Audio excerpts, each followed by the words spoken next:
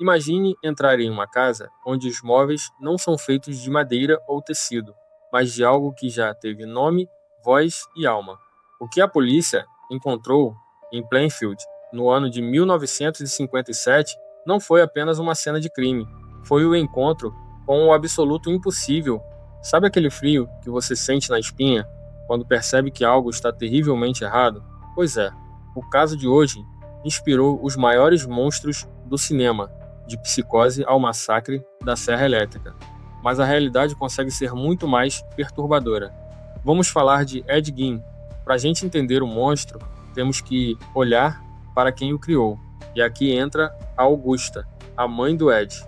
Olha, eu acredito muito que o ambiente molda quem somos, mas o que aconteceu ali foi uma espécie de lavagem cerebral espiritual. Ela era uma fanática religiosa que isolou os filhos num sítio, enfiando na cabeça do Ed que o mundo era um esgoto e que todas as mulheres eram pecadoras. Eu fico parando para pensar na solidão dessa criança.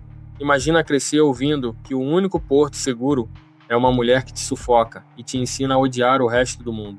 Quando ela morreu, em 1945, o Ed não ficou só sozinho.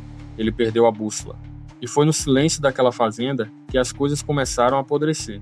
A cidade era pequena, daquelas onde todo mundo se conhece e ninguém tranca a porta.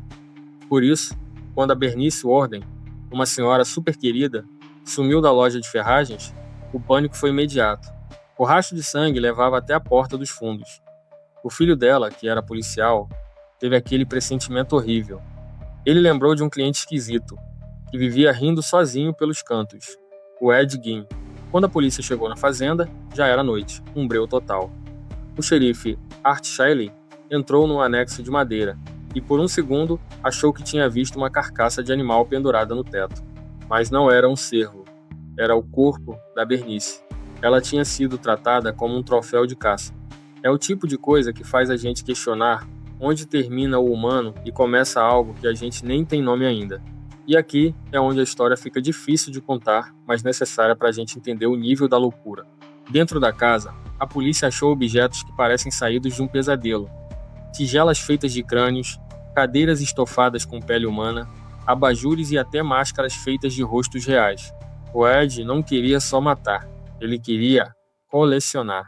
Ele confessou que desenterrava corpos de mulheres que lembravam a mãe dele porque ele estava tentando costurar uma roupa de pele feminina.